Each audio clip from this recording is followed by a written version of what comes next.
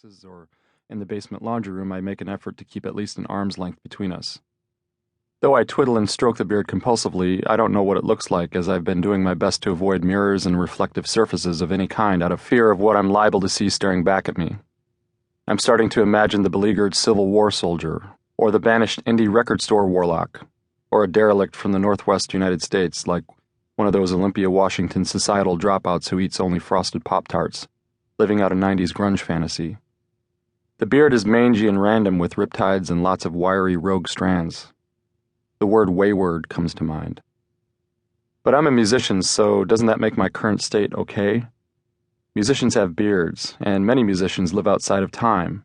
There's time, and then there's musician's time. This morning, the molten plates of my personal history took a tectonic shift when I realized it's been 9 days since I've removed the bathrobe. Yes, attired in ancient terry cloth, I've slept, eaten, landlorded, gone to the bathroom, washed dishes, and guitar noodled for some unfathomable number of hours. One of the strange symptoms of even the mildest form of agoraphobia is that it gets progressively difficult to distinguish between personal and household odors. Beyond my beard, which I really can't smell, as I've no doubt grown immune, the rest of my person stinks of the attic's aged cedar, fiberglass insulation, and the faint aroma of dead mice. Mold memory. A skosh of Lysol-covered bird death. At least I'm still brushing and flossing. My mother used to say that when you give up on your teeth, you might as well lie down in a ditch and wait for the dirt. I guess I'm still keeping that proverbial ditch at bay. I inherited this house from my father, Lyman Falbo, after he retired from the accounting firm Falbo Financial Management, which he founded in the early 70s with his college roommate, Big Stu.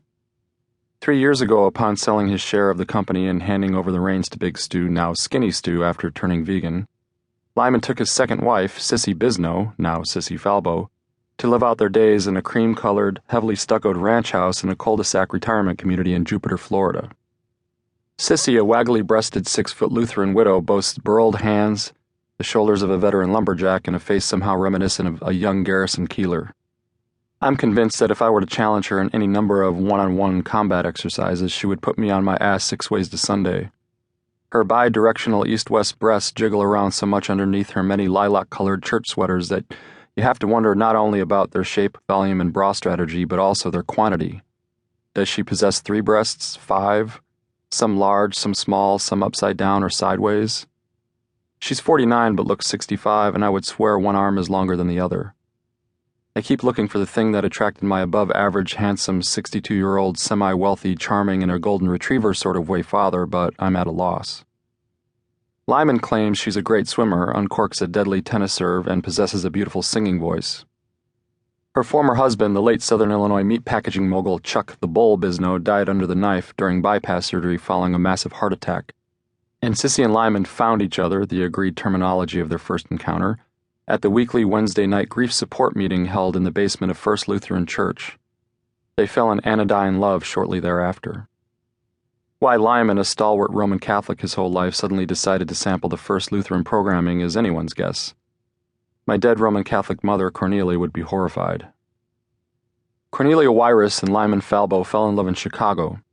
Having just graduated from Kansas State University, Lyman was on an entry-level job interview at an accounting firm in the Loop. Cornelia, 17 at the time, was changing linens at her parents' small bed and breakfast on Milwaukee Avenue, where Lyman was staying. I don't know the moment they found each other, be it on the stairwell, in the dining room, or at the threshold of some potpourri-scented linen closet, but I imagine them making love on the B&B's creaky antique furniture.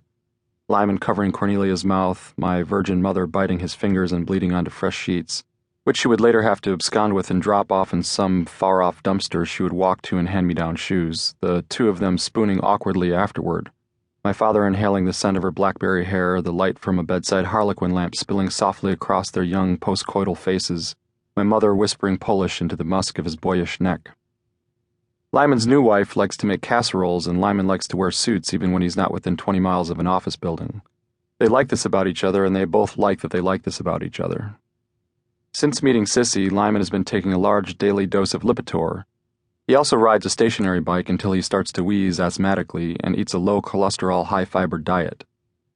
Despite her seemingly plentiful mammae, Sissy and Chuck Bisno never had children, so marriage was a relatively clean move for Lyman.